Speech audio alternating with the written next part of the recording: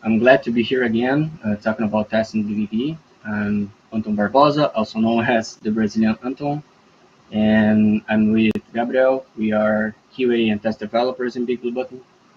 For today's presentation, we will show a roadmap focusing on our achievements and improvements implemented. Uh, Time is really short here. There's a bunch of interesting presentations coming up, so I try to go as fast as possible. Um, Okay, so back in 2021, time when I joined team, around the time, we used to check every release by having a session in what we affectionately call testing party, to go through all items described in the release notes to test, trying to find any bugs, and also testing all main features. Just to make a spoiler that this hasn't stayed only in the past. We keep doing it in every release. And also our automated test code was written in Puppeteer. We had tests for some of the main features at the time. So in 2022, the first big change was when we decided to move to Playwright. I tried to not put any code image here, but it's hard to do so when talking about tests. But you can see how easier to read it got, less lines of code and more readable. They are pretty much the same, but Playwright is releasing oftenly new versions with additions and fixes, and they provide us some cool features as well. The next move we had was focusing on increasing the test coverage. We didn't have anything to follow, and there is no way to do so for end-to-end tests. But to know how covered BBB was with tests, we needed something. So we basically went through all features, functionalities, options, everything that BBB provides a user and a moderator to do in a meeting. I wrote a checkboxes list and started to create tests aiming the maximum of coverage. So we currently have almost 300 tests for each browser of many different things and steps done. Still in 2022, we added a CI workflow, which runs certain test specs on each open request in BBB repositories, the official and in forks as well. It builds, installs, and runs all the tests in an environment on the GitHub side and shows us the result. So we just need to open the pull request and wait for the magic to happen. Another thing we added to facilitate developers when debugging failed tests is the test result. It is generated automatically after the end of CI execution.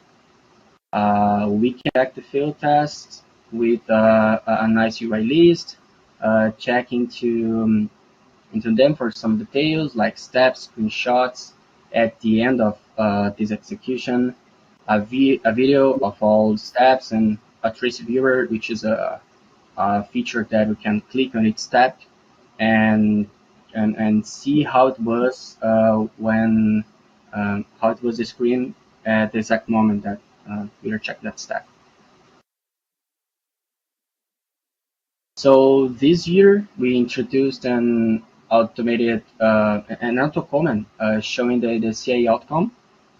So with a green check with a green check when everything goes okay, and a red alert in case that something went wrong, containing a link redirecting to the CA summary that I showed a few slides ago. And the most recent improvement we added was the parallelism of the CI execution. So instead of waiting each package to conclude the build installation step and running all the tests in only one runner, we now split into 8 parallel runners. So they finish the run, generate the files if needed, share with the next step, and then it starts. So we were able to decrease actually, the total time of execution from 1 hour and 40 minutes average to 20, 25 minutes, 30 minutes if some tests fail. So yeah, a huge improvement we were able to have. And for future ideas, I will pass you to Guilherme, to Gabriel to talk about it. Hello everyone. So now I will talk about the future on testing. And first, the multi-browser support. We are improving the tests so they can be running all the main browsers and in different screen sizes and devices. Second, add more regression tests. So we want to add steps for the existing tests and then a specific test suite for it because we want to handle some steps before checking the UI changes. Since BBB is really customizable and there are many things that changes the layout and the elements display. And third, the implementation of recording tests and API tests.